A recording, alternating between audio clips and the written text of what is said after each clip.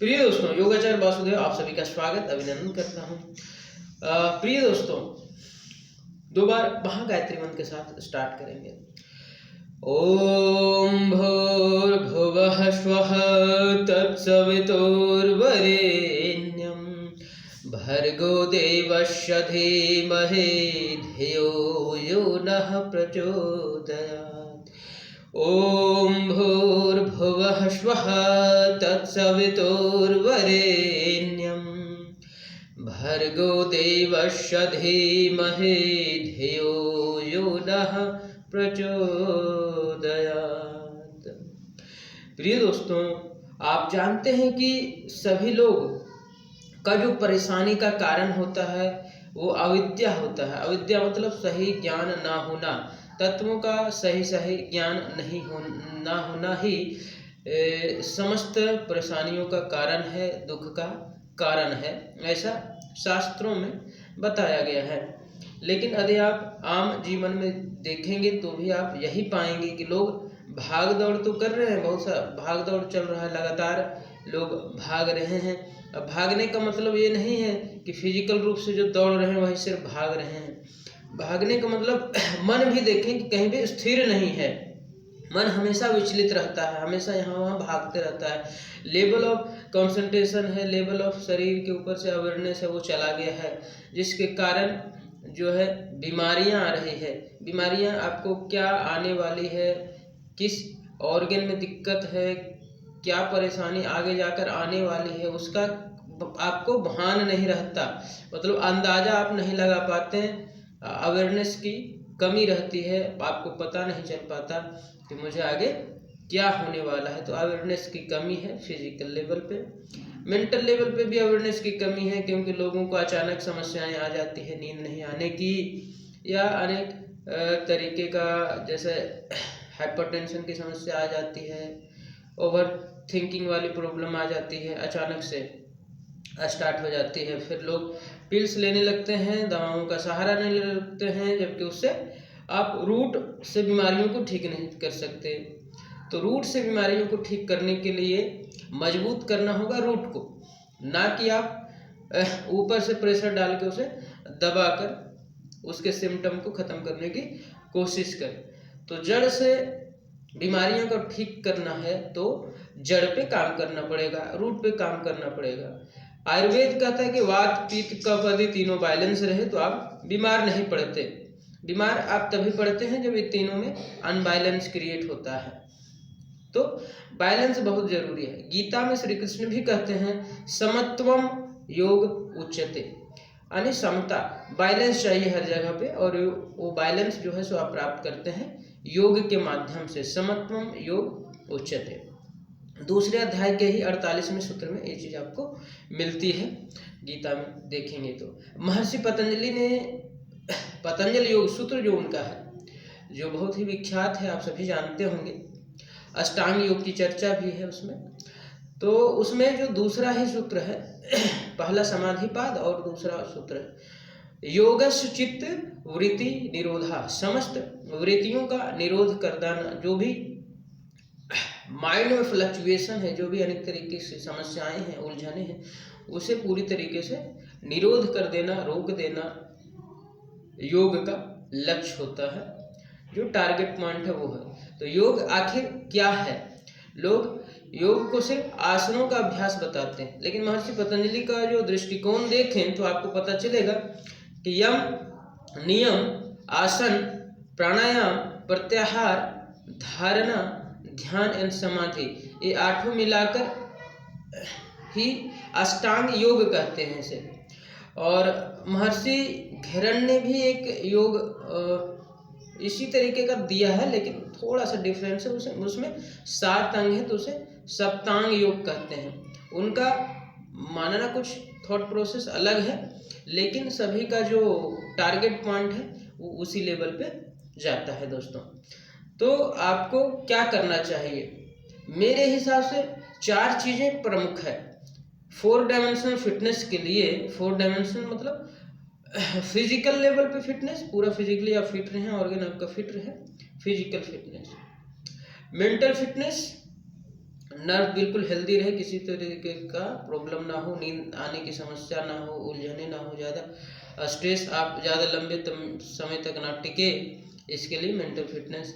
और social fitness, social connectivity ठीक हो, आप के संबंध अच्छे हो लोगों से, अच्छे लोगों के साथ आपका संबंध अच्छा हो, क्योंकि अच्छे बुरे दोनों के साथ संबंध बिल्कुल अच्छा होना, एक ही जैसा होना यह संभव है, क्योंकि आपका जो फ्रीक्वेंसी वो अट्रैक्ट करेगा। यदि आप अच्छे हैं तो अच्छे लोगों की फ्रीक्वेंसी को ही अट्रैक्ट करेगा, तो उसके साथ ही आप अच्छा कर सकते हैं।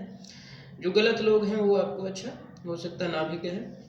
तो सोशल फिटनेस। उसके बाद स्पिरिचुअल फिटनेस, आध्यात्मिक उन्नति के लिए आध्यात्मिक हेल्थ जरूरी है दोस्तों। तो आध्यात्मिक फिटनेस जरूरी है। यदि आप सनातन धर्म में भी जाते हैं तो उसमें भी आपको मिलेगा अर्थ, काम, धर्म, मोक्ष, इस तरीके से 4 पिलर हैं। तो 4 पिलर मेरे हिसाब से जो मैंने अनुभव किया है कि यदि आप अपने आप को पूरी तरीके से फिट करना चाहते हैं तो 4 डायमेंशनल फिटनेस के लिए 4 पिलर, और 4 पिलर को आपको मजबूत करना होगा। 4 पिलर्स के लिए आप क्या करें? Cleaning process. आजकल देख रहे हैं खान पान की स्थितियां अलग है। लोग चाहे कितना भी कुछ कर ले, लेकिन केमिकल से बच नहीं सकते और पॉल्यूशन से भी बच नहीं सकते। आप दिल्ली एनसीआर में रहते हैं या कोई भी बड़े सिटी में रहते हैं तो पॉल्यूशन की मार तो सबके ऊपर है, तो उससे आप बच नहीं सकते। इसीलिए क्लीनिंग बहुत जरूरी है। क्लीनिंग किसका? बड़ी आंत का, छोटी आंत का। इसके लिए जल नीति वगैरह का अभ्यास, उसके बाद कुछ एरिमा वगैरह अभ्यास, बड़ी आंत की सफाई के लिए, छोटी आंत के लिए कुंजल। ये कुछ मतलब 2-3 चीज़ें, 4 चीज़ें, कॉम्प्लिकेटेड नहीं, जो आसान है, जिसे आसानी से कर सकते हैं, वो जरूरी है क्लींजिंग प्रोसेस। क्लीनिंग प्रोसेस के बाद आसनों का अभ्यास आता है। साफ सुथरे जगह में आसन करें जहाँ थोड़ा वातावरण सही हो, हल्ला उल्ला ज़्यादा ना हो, ऐसे स्थान पे आप स्वच्छ स्थान पे आसनों का अभ्यास करें। आसन दृढ़, मतलब शरीर की दृढ़ता के लिए, मजबूती के लिए आसनों का अभ्यास जरूरी है। उसके बाद प्राणायाम का अभ्यास अवश्य करें। प्राणायाम प्राण शक्ति को विकसित करने के लिए, अपने संकल्प को दृढ़ बनाने के लिए, जो आप टारगेट है उसको अचीव करने के लिए प्राणायाम का अभ्यास जरूर करें। प्राणायाम का अभ्यास करने से प्राण शक्ति प्रबल होती है। उसके बाद आता है दोस्तों मेडिटेशन का, ध्यान का अभ्यास। आध्यात्मिक उन्नति के लिए ध्यान अवश्य करें। तो ये 4 चीज़ें आपको करनी है। 4 चीज़ें करेंगे तो 4 डायमेंशनल फिटनेस आसानी से आ जाएगा। अब बात आती है दोस्तों खान पान का। तो खान पान का बिल्कुल भी ध्यान ना दें, अभ्यास को पहले करें। अभ्यास को यदि आप करते रहेंगे तो ऑटोमेटिक डिसिप्लिन आता है। क्या खाना है, क्या नहीं खाना है, ये चीज़ें सोचने की ज़रूरत नहीं है, ये ऑटोमेटिक डिसिप्लिन आएगा। फिर आप का मन खुद पिक करेगा कि क्या खाना चाहिए, क्या नहीं खाना चाहिए। यदि हम यहाँ कुछ कैटेगराइज करेंगे तो आप कह देंगे ये चीज़ मुझे पसंद नहीं है, वो चीज़ मुझे पसंद नहीं है, इससे तो मुझे एलर्जी है। तो इसीलिए जो खाते हैं वही खाते रहें, doesn't matter, but you have to be focus on practice and continuity and consistency. आप लगातार अभ्यास को करेंगे तो निश्चित रूप से इसका जो बेनिफिट है, ऐसा हो ही नहीं सकता, दिस इज इम्पॉसिबल। ये बिल्कुल इम्पॉसिबल है कि आपको बेनिफिट नहीं होगा अभ्यास को यदि आप करेंगे। और अभ्यास सिस्टमेटिक होना चाहिए। बिना सिस्टम क्रिएट किए आप किसी भी चीज़ में सफलता नहीं पा सकते हैं, ऑटोमेशन नहीं पा सकते हैं। इसीलिए सिस्टम क्रिएशन जरूरी है, और सिस्टम क्रिएशन के लिए सिस्टमेटिक योग अभ्यास को करेंगे तब जरूरी है। यदि आप इसमें से कोई भी चीज़ छोड़ दें, जैसे ध्यान छोड़ दिए, या प्राणायाम छोड़ दिए, या कुछ आसन छोड़ दिए, या आप क्लीनिंग छोड़ दिए, और फिर इसमें से 2-3 चीज़ पकड़ के, 2 चीज़ पकड़ के सोचते हैं कि आप पूरी तरीके से फिट रहेंगे, 4 डायमेंशनल फिटनेस को पाए रखेंगे, तो इम्पॉसिबल है दोस्तों, संभव नहीं है। इसीलिए सिस्टमेटिक योग से जुड़ें। तो मैं आप सभी को इनवाइट करता हूँ, प्रत्येक दिन सुबह 6 बजे सुबह में फ्री ऑफ कॉस्ट योग का आनंद लें, योग का अभ्यास करें, जहाँ पे हम सारी चीज़ें को कवर करेंगे, जिसमें क्लीनिंग भी प्रोसेस होगा, आसनों का अभ्यास भी होगा, प्राणायाम भी होगा, और ध्यान मेडिटेशन भी होगा। सीक्वेंस सिस्टमेटिक होगा, स्टेप बाय स्टेप होगा। तो ये बेसिक कोर्स में स्टार्ट करना जरूरी, फर्स्ट टाइम भी कर रहे हैं तो भी इसमें शामिल होकर कर सकते हैं। ये ज़्यादातर मैंने प्रोफेशनल्स को ध्यान में रखकर बनाया हुआ, तो इसलिए ज़्यादा टाइम टेकिंग भी नहीं होगा, आसानी पूर्वक आप कर सकते हैं। और जिस दिन नहीं कर पा रहे हैं उस दिन क्या करना है वो भी मैं बताऊंगा, तो ये बहुत ज़्यादा ज़रूरी है दोस्तों।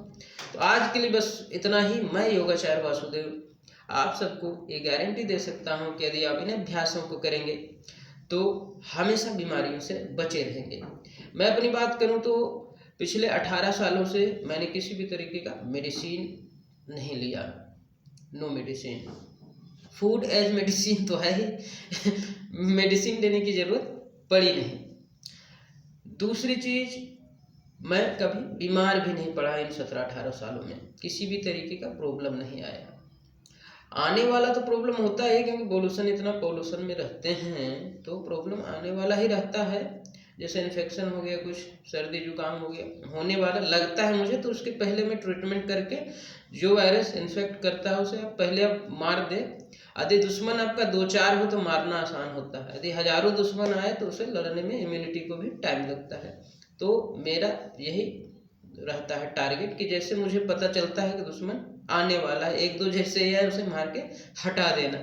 तो इसी तरीके से मुझे जैसे ही लगता है कि कुछ होने वाला है तो उसका मैं ट्रीटमेंट पहले कर देता हूँ, वो भी नेचुरल तरीके से, किसी भी तरीके का मेडिसिन नहीं लेता आज तक। तो 18 सालों से मैं बीमारियों से मुक्त, दवाओं से मुक्त, एंजॉयबल लाइफ को एंजॉय करते आ रहा हूँ। और इसी आधार पे मैंने एक सिस्टम को बिल्ड कर दिया है, और यही सिस्टम है जो प्रोफेशनल्स को भी अपनाना चाहिए। क्योंकि बीइंग एन प्रोफेशनल्स, एक प्रोफेशनल होते हुए, और ऐसा प्रोफेशनल जो 24 घंटे के लिए मैं इन्वॉल्व रहता हूँ उसमें। ऐसा कि नहीं कि मेरे पास बहुत सारा फ्री टाइम है तो मैं अभ्यास करता रहता हूँ, इसकी वजह से फिट हूँ, ऐसा नहीं। जैसे आप फंसे पड़े हैं उस तरीके से फंसे रहते हुए भी अपने आप को फिट रखना और उसी इन्वायरमेंट में रहना। ऐसा नहीं कि कोई हम हिमालय में जाकर तब करते हैं तब फिट हैं, ऐसे ही रहन सहन में जैसा आप फैमिली के साथ रहते हैं, परिवार के साथ रहते हैं, उस तरीके से परिवार के साथ रहते हुए एंजॉयबल लाइफ को जीते आ रहे हैं 17-18 सालों से। और यही जो सिस्टम मैंने क्रिएट किया है, यही सिस्टम मैं आप सबों को देना चाहता हूं, क्योंकि खुश रहने का अधिकार सबको है, बीमारियों से मुक्त रहने का अधिकार सबों के ऊपर है। ईश्वर की कृपा से मैं इस काबिल हो सका कि मैं आप लोगों के लिए सिस्टम बिल्ड कर पाया और दे पाया, इसमें मेरा कोई भी रोल नहीं है। ईश्वर ने जो मुझसे करवाना चाहा मैं वैसा ही कार्य करना चाह रहा हूँ, और वही चीज़ें आपको भी बता रहा हूँ जो मुझसे जो भी ईश्वर करवाना चाह रहे हैं वही चीज़ मैं करना चाह रहा हूँ। बस इसके माध्यम से, वीडियो के माध्यम से आप सबों को बताना चाह रहा हूँ कि आप भी बीमारियों से मुक्त रह सकते हैं और अपने परिवार के साथ हंसी खुशी जीवन यापन कर सकते हैं।